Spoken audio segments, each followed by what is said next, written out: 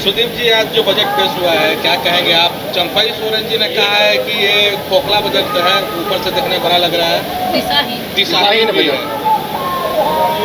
आपके पूर्व सहयोगी आप रहे हैं। आदरणीय चंपाईदा वरिष्ठतम सहयोगी हमारे रहे हैं। 35 वर्षों का हम लोगों का साथ रहा है। अलग राज्य के आंदोलन से लेकर तमाम दुश्वारियों में हम लोग साथ खड़े रहे हैं। दुर्भाग्य ये है कि वो स्वयं दिशाहीन हो गए, इसलिए उनको ये बजट दिशाहीन दिखता है। जिस झारखंड आंदोलन की पैदाइश हो रहे, जिस झारखंड विचारधारा के साथ उन्होंने राजनीति की, जब उससे लोग भटकते हैं तो खुद दिशाहीन हो जाते हैं, तो जाहिर तौर पर बजट भी दिशाहीन दिखेगा। मैं राज्य सरकार द्वारा प्रस्तुत इस बजट के बारे में सामान्य बातें सिर्फ इतनी कहना चाहूँगा कि इस बजट ने 1,45,000 करोड़ के इस बजट में सोशल सेक्टर का सबसे ज़्यादा ध्यान रखते हुए सरकार ने अपने राज्य के गरीबों और वंचितों और अंतिम पावदान पर खड़े व्यक्ति के बारे में सबसे अधिक सोचा है और सबसे ज़्यादा उस पर काम करने का विचार किया है। और मैं यह मानता हूँ कि ये झारखंड के लिए एक बेहतरीन बजट है और आने वाले 1 वर्षों में इस बजट के आधार पर हम लोग बहुत महत्वपूर्ण आयाम स्थापित करेंगे और महत्वपूर्ण पड़ाव हासिल करेंगे। और कुछ उन्होंने कहा है एक चीज की, ये जो मैया सुदीप सर, देखिए, मैं आपसे सिर्फ ये आग्रह करना चाहूँगा कि नीति आयोग की छपी खबर जो आज भास्कर में है, नीति आयोग झारखंड सरकार की संस्था नहीं है। भारत सरकार की संस्था नीति आयोग अगर यह कहती है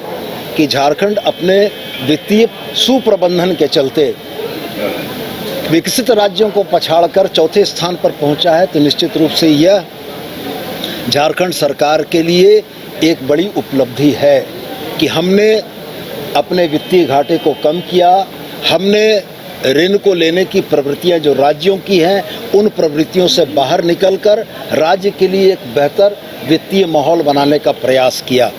तो मैं यह कहता हूं कि जब नीति आयोग के आंकड़े और बजट के अन्य आंकड़े इस बात को स्थापित करते हैं कि झारखंड देश के उन 28 में से एक वैसे राज्य में शामिल है जिसने अपने पिछले 5 वर्ष के कार्यकाल में सबसे कम लोन लिया, जिसने अपने सिंकिंग फंड में अभी तक 2000 से ज़्यादा करोड़ रुपया रख छोड़ा है, जो इस वित्तीय बजट में 800 करोड़ से ज़्यादा रुपया सिंकिंग बजट में डालने के लिए तैयार है, तो निश्चित रूप से हमारा वित्तीय प्रबंधन है।